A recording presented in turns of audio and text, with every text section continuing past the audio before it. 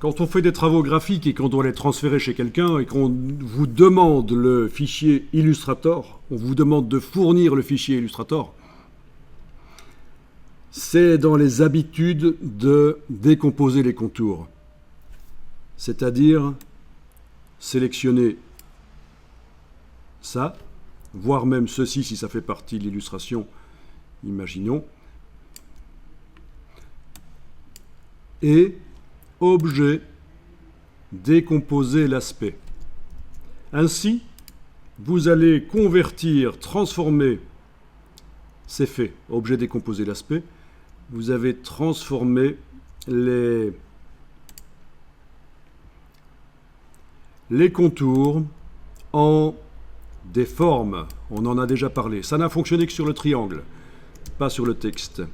Je vais retourner dans objet décomposé du coup. Objet décomposé, voilà. Et je vais cliquer sur OK. Voilà. Là, ça a fonctionné aussi sur le texte.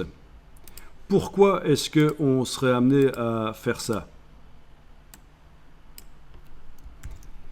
Ainsi, si votre travail arrive chez quelqu'un qui ne connaît pas bien Illustrator et qui lui prend l'envie de redimensionner, de faire une mise en page, plutôt que d'importer votre travail dans InDesign et redimensionner votre travail dans le logiciel de mise en page, ce qui ne poserait pas de problème, il garderait cet aspect-là, votre travail.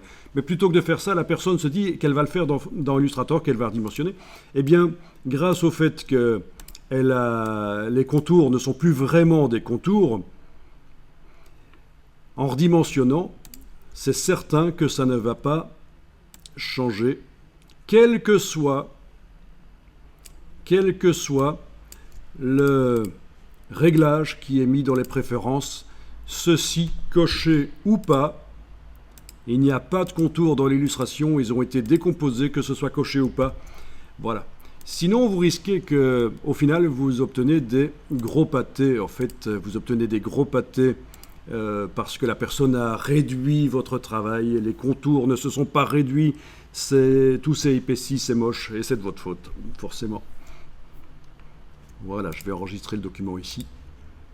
Donc, je vous le dis, ce sont des habitudes quand on transfère un logo, une illustration, que ce soit du texte ou une illustration, quand on transfère ça vers quelqu'un et qu'on est obligé de donner la version Illustrator. Si c'est un PDF non éditable dans Illustrator,